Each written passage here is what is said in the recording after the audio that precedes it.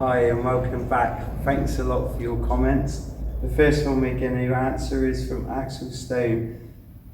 He says, good explanation and application. Looks like you had gone for a finger eye jab at one point but didn't elaborate on it. Could you talk more about that in the next video? So that's what we're going to do for you now. Stick that one in your pocket a minute there, Jason. Just stick it in your pocket, mate, so you can read the other questions out. So yeah, was taken for granted. There's a lot of finger jabs and pokes in Wing Chun just because it is a self-defense system. Not to say that a finger jab is the end of everything. It is one tactic that could be used in various different ways. In the form, there are lots of parts of the form. For instance, when you punch and open your hand like this, if we're going from wrist to wrist, or you're hitting in the tool, if you're hitting in towards me, for example, just any finger in towards the face, if not striking directly, causes a reaction that can set you up for something else.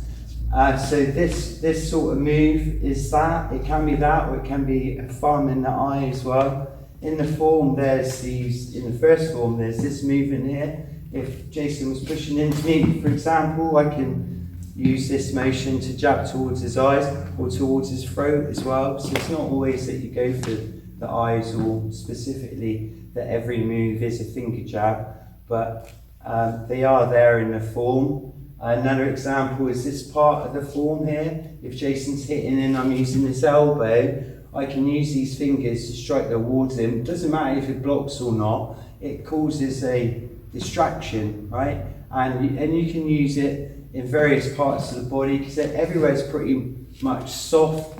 It wouldn't, it causes just a lot of damage just to get flicked in the eye, like what we call the Saturday night sort of poke, which is to flick someone in the throat. If Jason's got a hold of me, he's got a good grab on me, I can use those finger jabs to push into his neck like that. And just because, not so much that I'm going to kill him by poking him in the throat, but it's going to extend his shoulder, and that'll give me an opportunity to do some other type of technique on him. Okay, so thanks for your question. I hope that answers it for you. Yep. Okay, and our next question comes from Dan Lemon. He says, this looks good. We'd like to see some more applications from the first form, tan cell and resting hand. That's some good questions, isn't it, Jason? Yeah. Can you stick that in your pocket there, mate?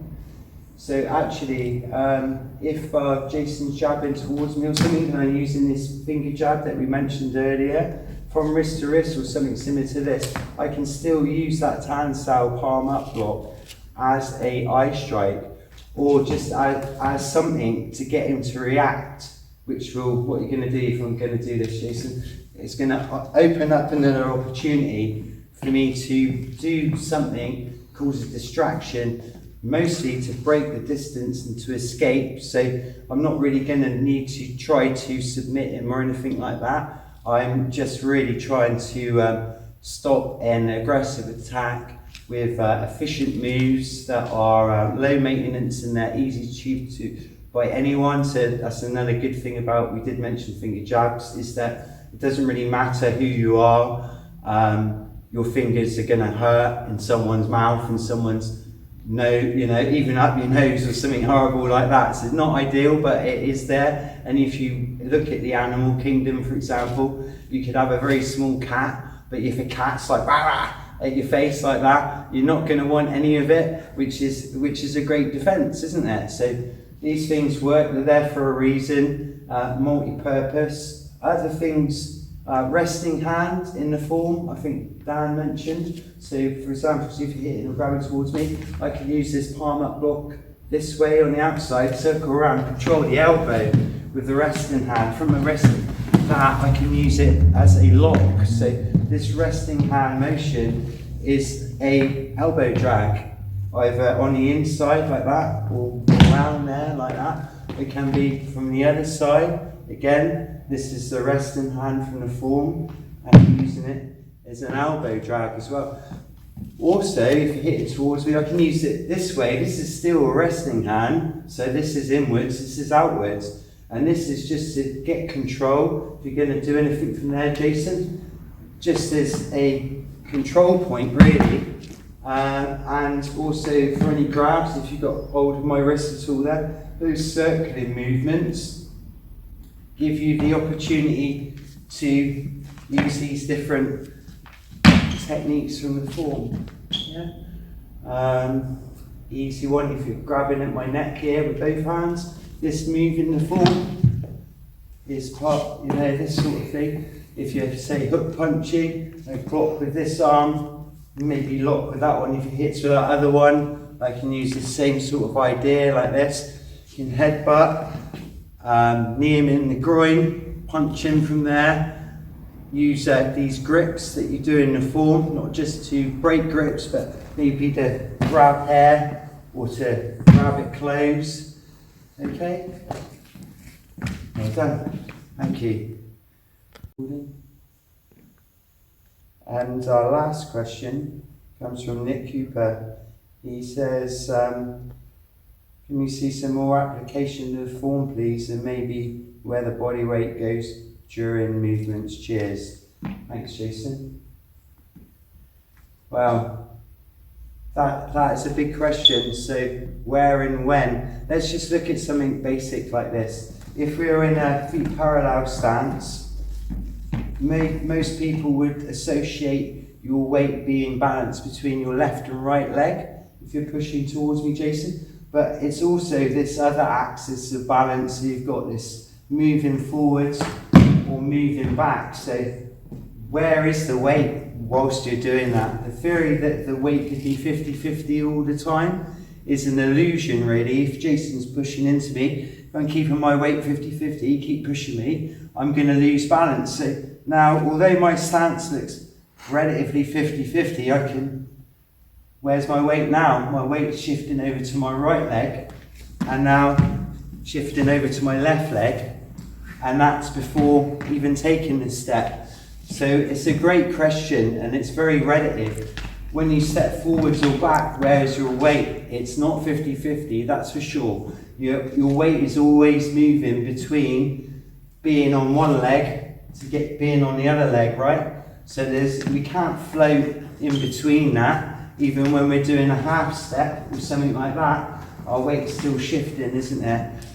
So the idea that your weight, for example, in Wing Chun would always stay back, or your weight in wrestling is always going to stay forwards, isn't the way it is. The idea of your footwork, which is opposite the stances. So stances is when you're working on your balance and your strength, and footwork's where you're working on your mobility.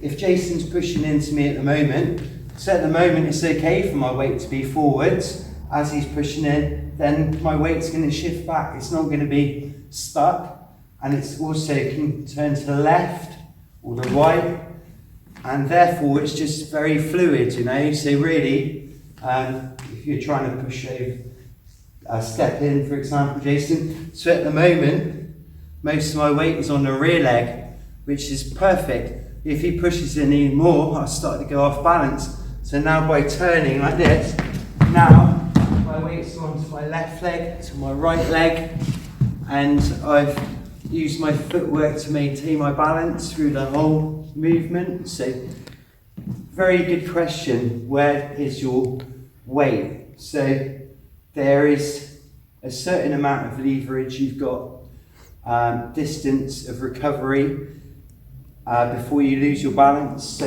for example, if Jason's pushing me off balance, I'm okay, maybe up to this point, but all my weight's on my rear leg. I need to know when I can step just enough. Now my weight's on my front leg.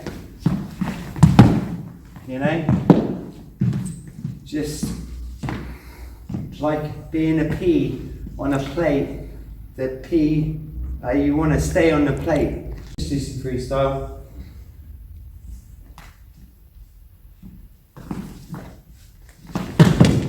So when your weight shifts is probably more important than where your weight is. I hope that answers your question, and maybe we can work on that again. Any more questions or comments? Got anything to say, Jason? Yeah, it works a treat.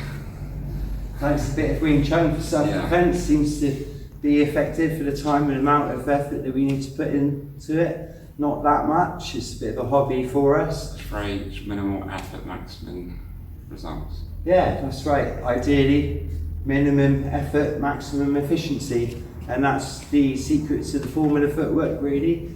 Hopefully that helps you. Any more questions, please leave them in the comments, and we'll see you next time.